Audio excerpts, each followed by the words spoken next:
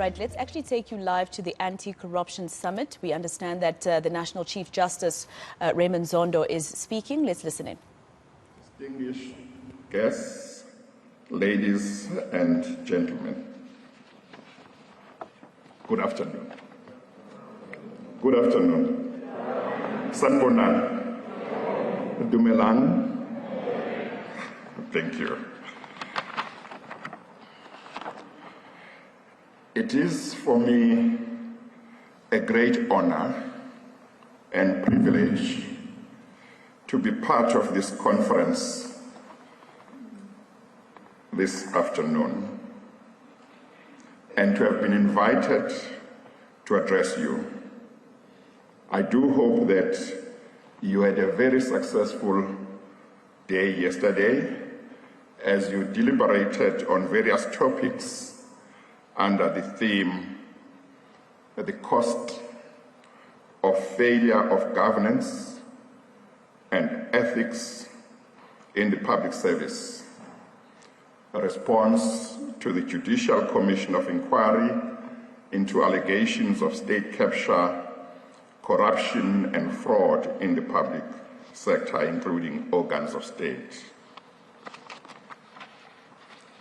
I take this opportunity to thank the Public Service Commission, the University of South Africa, and the United Nations Office on Drugs and Crime for inviting me to be part of this conference.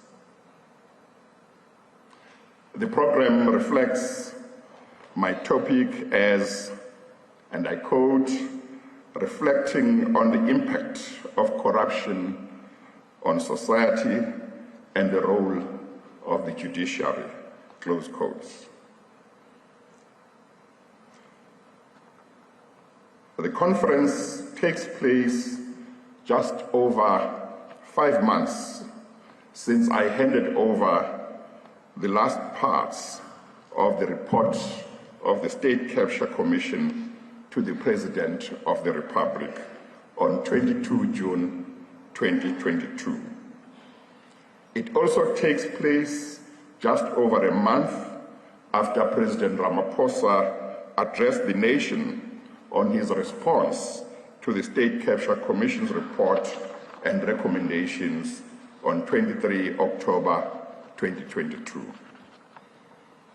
Interestingly, it also takes place on the 9th of December 2022, which is exactly 1 month short of 5 years since President Zuma announced the establishment of the State Capture Commission and my appointment as its chairperson on 9 January 2018. So 9 January 2023 will mark exactly 5 years since the appointment of the Commission. For 3 years, from August 2018 to August 2021, South Africans were able to watch the proceedings of the Commission and to hear all the evidence on state capture, corruption and fraud in the public sector that was presented to the Commission, some of which was deeply shocking. It has been said that the Commission was a mirror in which we as South Africans were able to see ourselves. If the face we saw in that mirror was our face, then, quite frankly, we are ugly.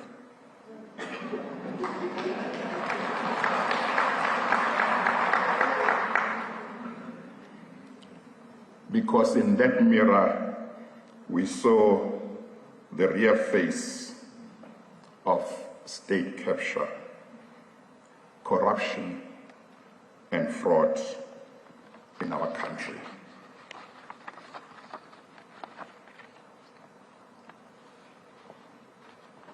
As I said, the program reflects that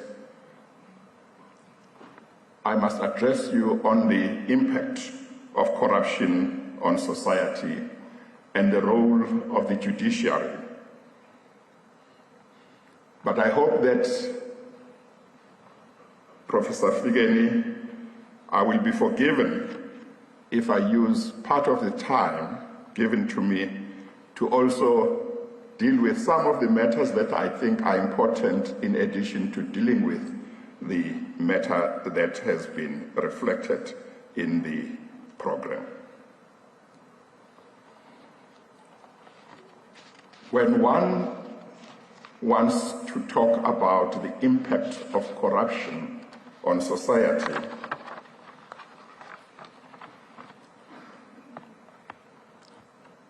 it is easy for one to use the work of the Commission to talk about the impact of corruption on society. Because, as I have said, it's just over 5 months since I presented to the President the last parts of the report of the Commission. And I propose to refer to a few SOEs to talk about the impact of corruption on society. And it seems to me that probably the best place to start with in the context of the evidence that was heard by the Commission is at PRASA.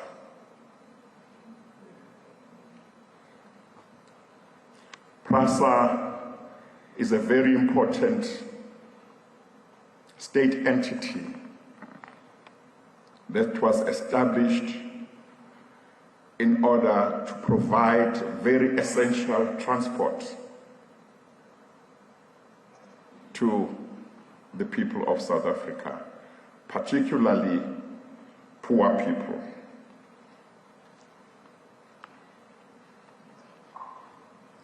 But PRASA has not been able to provide a safe and reliable transport service to poor people in our country.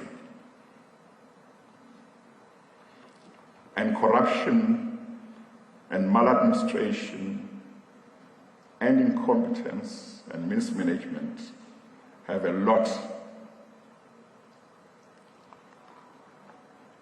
to do with that inability. PRASA is that entity where, as corruption was raging over a number of years, the Portfolio Committee on Transport in Parliament, which had a constitutional duty to oversee what was happening at PRASA, was not interested in overseeing what was happening at PRASA, and was not interested in asking very pertinent questions in order to turn around the tide of corruption at PRASA. I'm saying nothing new from what I've said in the Commission's report on PRASA. PRASA is the state entity where a board that was committed to fight corruption found no support from the Portfolio Committee on Transport in Parliament. PRASA is a state entity where the chairperson of that board, who was determined to fight corruption and who is a veteran of the ruling party, went to the top 6 of the ruling party to say to them, corruption is rife at PRASA. I'm trying to fight it. Please help me. they did not help you. PRASA is the entity where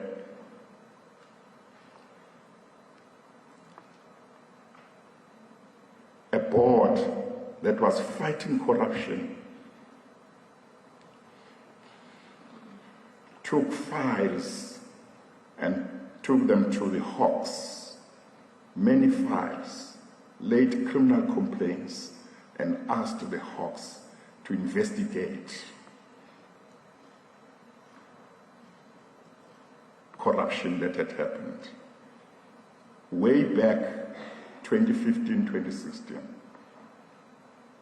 To date, the Hawks have not finished their investigation. PRASA is the entity where this board that I'm talking about, that was committed to fighting corruption, decided when they realized that the Hawks were not doing anything about the investigations, went to court to force the Hawks to do their job.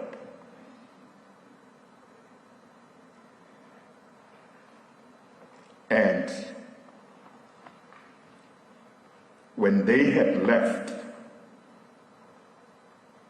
nobody else seems to have pursued those efforts. PRASA is the entity where Professor Maponsela, as public protector, issued that report called Derailed, which contained numerous adverse findings about maladministration in that entity. But as at the time that I was writing my report, my information was that the recommendations that had been made in that report, or at least many of them, had not been implemented. And nobody seems to ask the question, why not? PRASA is the entity where for 6 years there was no permanent CEO. And the various ministers of transport seemed to have no problem with that. PRASA is the entity where after 6 years, a CEO was appointed in 2021, February or March. And then before the end of 12 months, he was suspended and later dismissed. When he took his dismissal dispute to arbitration, a retired senior judge of the Supreme Court of Appeal said there was no valid reason for him to be dismissed, and said it looked like there was some other agenda why he was dismissed, and he ordered that he be reinstated. He was not reinstated. He was then dismissed for another reason.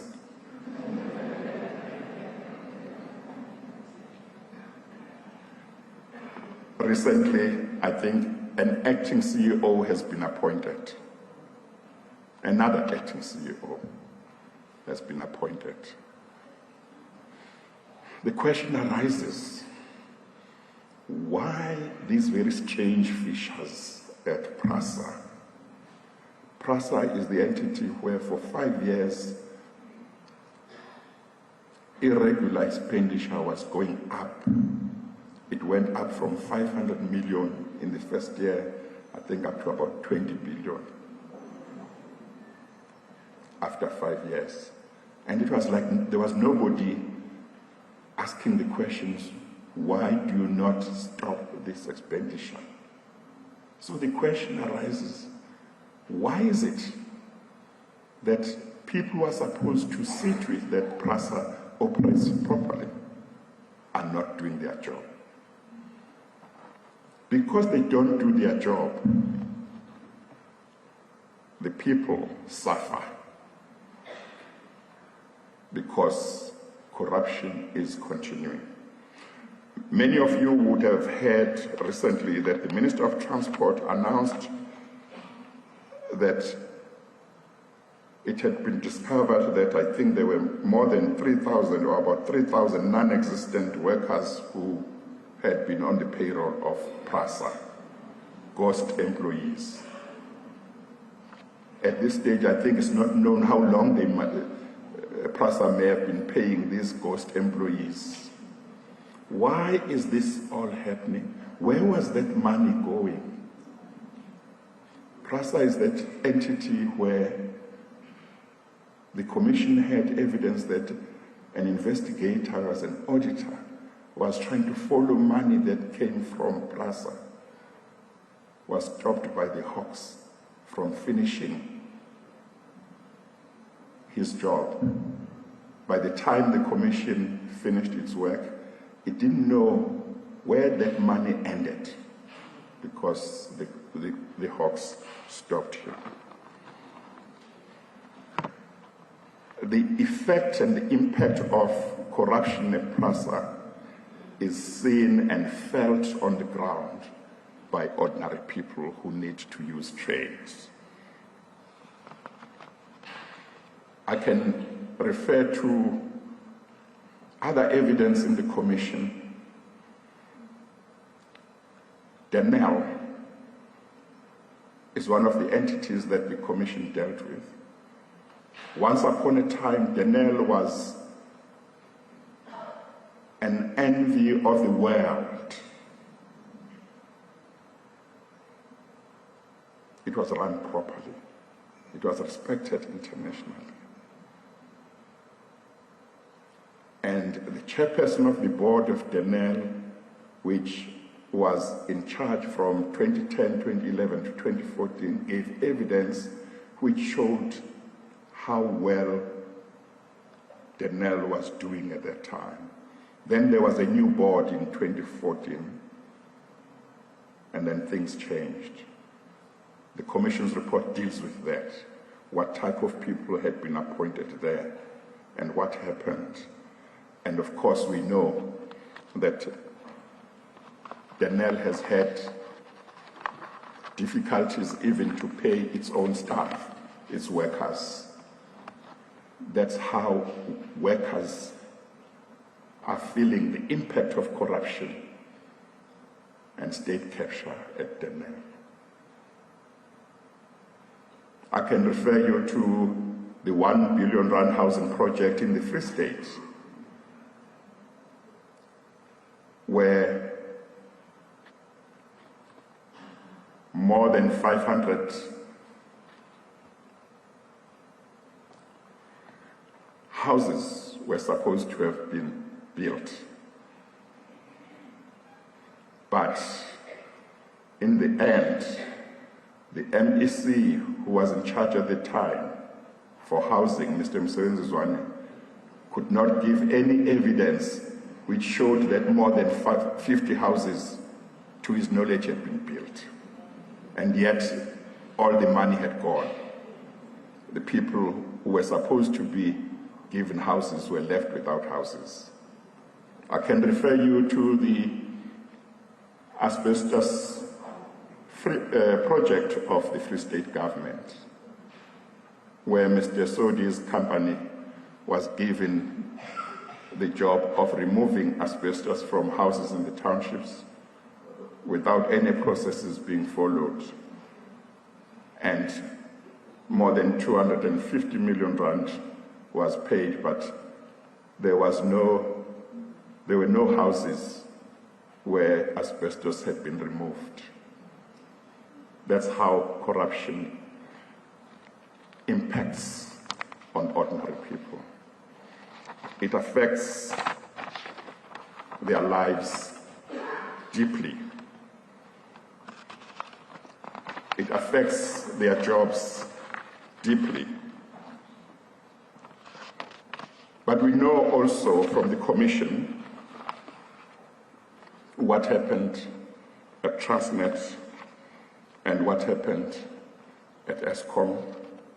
We know also what happened at in the Free State, in the project, in the Free Dairy project.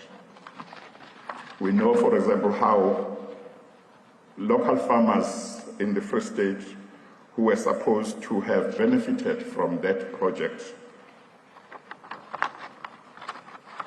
were actually sidelined. We know how taxpayers' money was put at risk when the provincial government put 30 million rand into a company that had no experience in this type of job, that only had 16 rand in its bank account the previous day.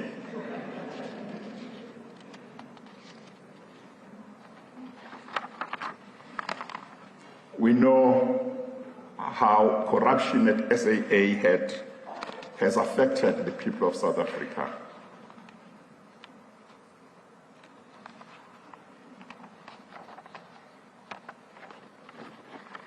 What happened at SAA is not something that happened overnight. It happened over a long period of time. And it's like people were supposed to keep an eye on whether SAA was working, were either asleep or were onto some other project, and they were not bothered by its decline year after year. Of course, until the provisional liquidation that happened.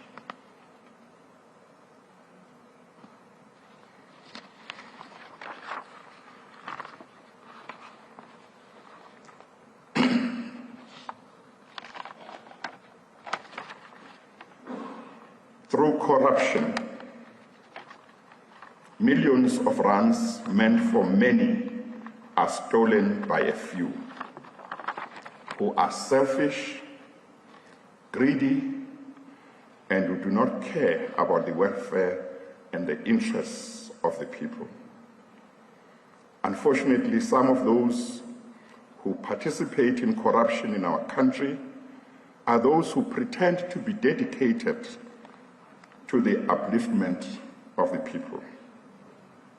Money that is stolen from the people through corruption is money that would have been used to build schools, clinics, hospitals, roads, bridges, and generally to ensure development in our communities. Money that is stolen through corruption is money that could have been used to pay reasonable salaries for nurses, doctors, police, and other employees in the public service. It is money that could have been used to assist unemployed graduates and other young people to obtain training that would give them skills that could help them start small businesses. In our country, we still have mud schools in rural areas. We still have many schools that have no laboratories. We have too many schools which have no proper toilets. We have too many schools which do not have qualified maths and science teachers.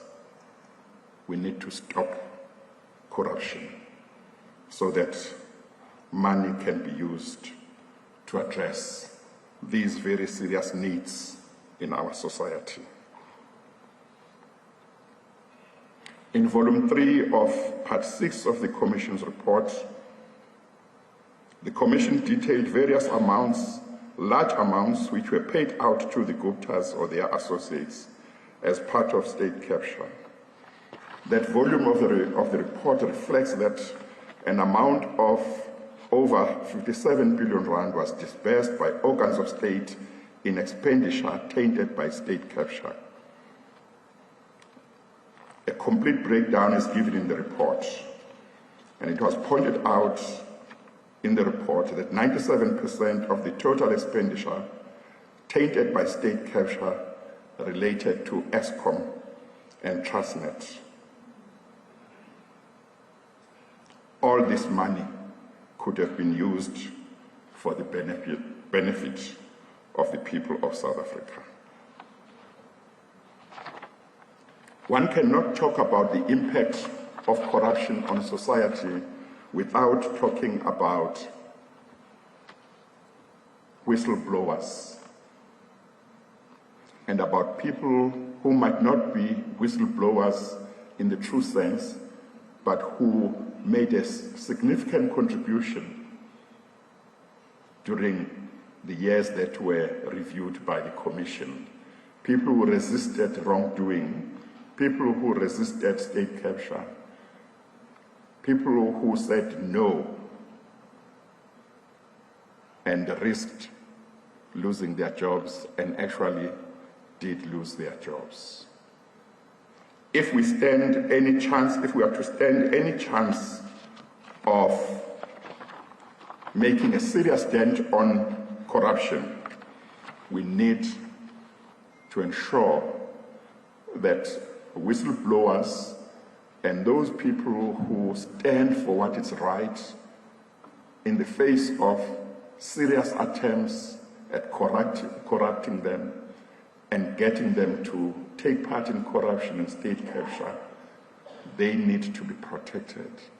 And we need to make sure that if, as a result of their efforts, the country recovers money that has been taken away from the people of South Africa through corruption, that they get some percentage of it. That is part of what the Commission has recommended. But corruption even undermines our constitutional democracy, our constitutional order. And allow me, Program Director, to read a quotation from a judgment of the Constitutional Court, which I think puts this better than I could have hoped to put it. This is what the court said, and I quote, "There can be no gainsaying that corruption threatens to fell at the knees virtually everything we hold dear and precious in our hard-won constitutional order. It blatantly undermines the democratic ethos, the institutions of democracy, the rule of law, and the foundational values of our nascent constitutional project. It fuels maladministration and public fraudulence and imperils the capacity of the state to fulfill its obligations to respect, protect, promote, and fulfill all the rights entrenched in the Bill of Rights. When corruption and organized crime flourish, sustainable development and economic growth are stunted, and in turn, the stability and security of society is put at risk.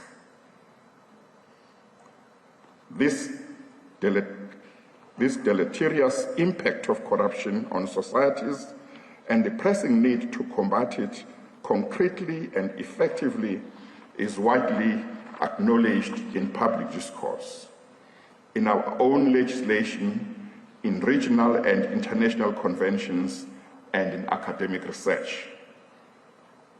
Corruption is a serious threat to our fundamental rights.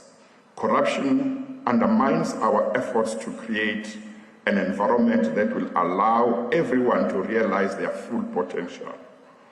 Corruption compounds inequality in society.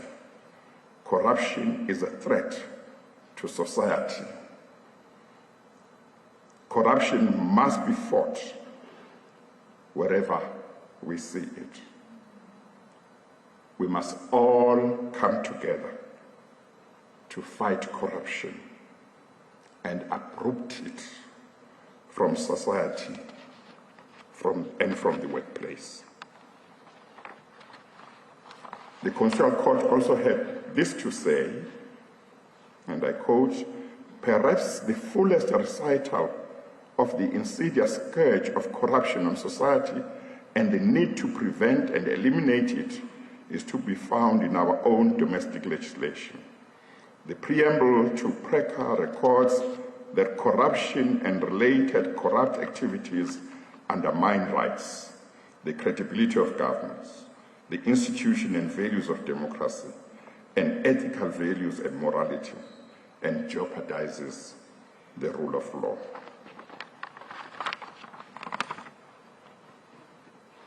That is part of the impact that corruption has in our society. And it is important that all of us must realize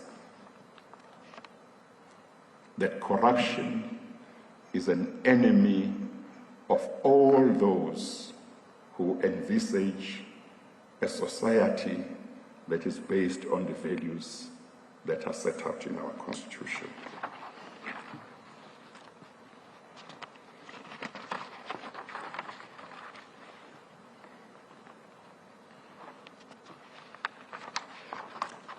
Corruption ensures that a few become rich at the expense of the collective.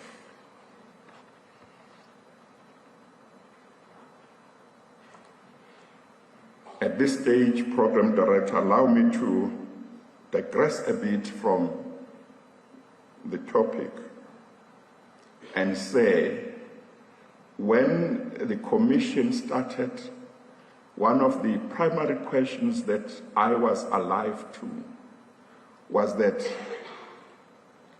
if at the end of the work of the Commission was not able to come up with recommendations about what measures should be taken to make sure that state capture did not happen again, whatever else the Commission may have succeeded in doing would not be enough. Because after the end of the work of the Commission and looking back at the revelations that were made, all of us should say, this should never, ever happen again.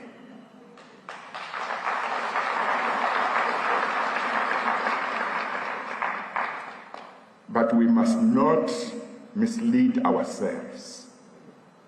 We must not say it will never happen again when we don't have a clear plan that will make sure it doesn't happen again. We must never mislead ourselves and say it will never happen again if the foundation that provided a fertile ground to state capture in the first place is still there. We need to say, what are all of those things that made state capture happen, that facilitated it? Where did we go wrong?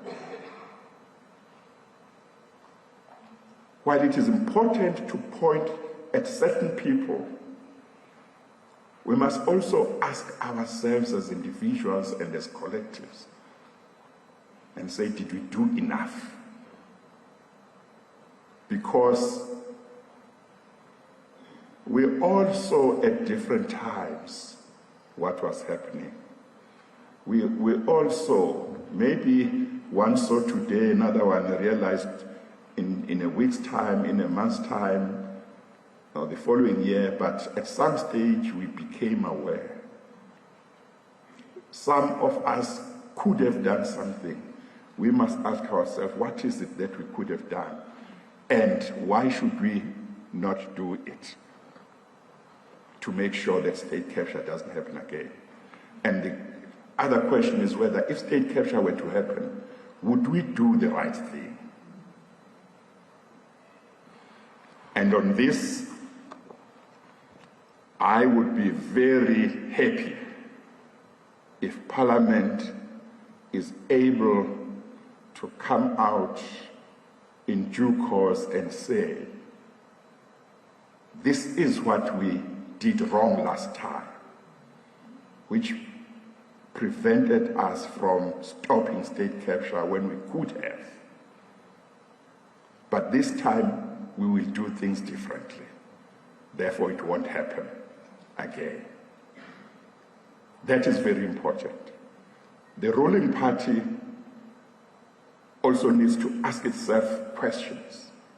What is it that it should have done and didn't do, which enabled state capture to happen the way it happened? In the report, I referred to the meeting of the NEC where Mr. Mbalula stood up and very courageously told everybody about his conversation with one of the Gupta brothers when he said he was to be appointed as minister. And his evidence and the evidence of some of the people who were present amounted to saying, actually, he found no support. He found no support. And yet, he was saying there is a problem here.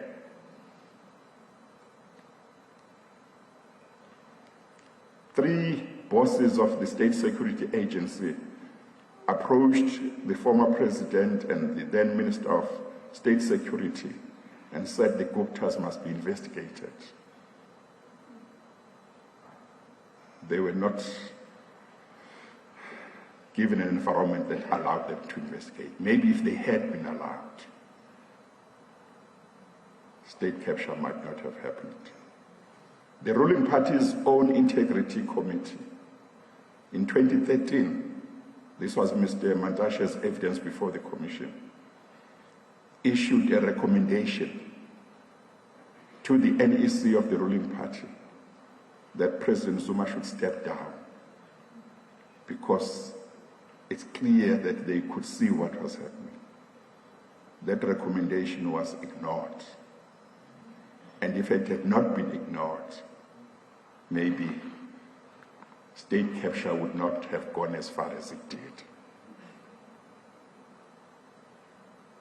So all of us need to say, what are the things that were not done right? What were the things that were done wrong?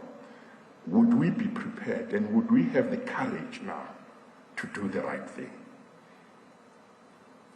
I will be very happy if Parliament were to nicely surprise me that if this was to happen again, they would stop it. But I would be very interested in how they would. And of course, I would compare with how it happened previously.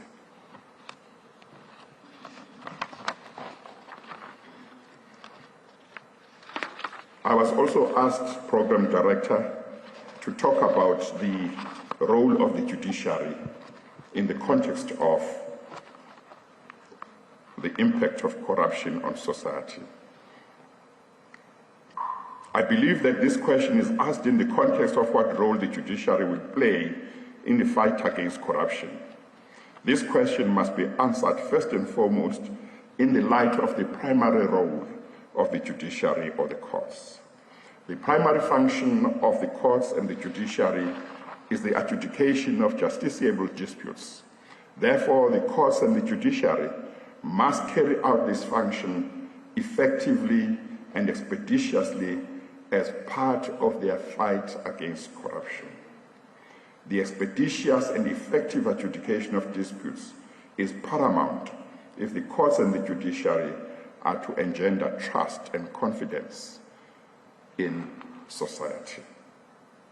In order for courts to do all of that, they must be adequately resourced in terms of judges, support staff, magistrates, tools of trade, and all necessary equipment.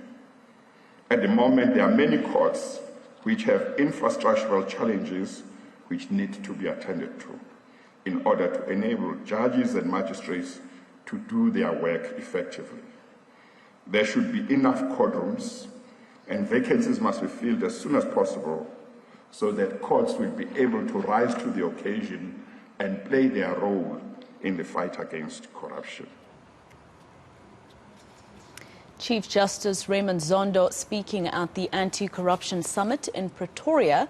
So far, of course, he's spoken a lot about the state capture report that he handed over to President Cyril Ramaphosa, the last volume being handed over to President Cyril Ramaphosa at the Union Buildings about 5 months ago. I think what pains him the most in terms of parastatals that have been involved in state capture is PRASA.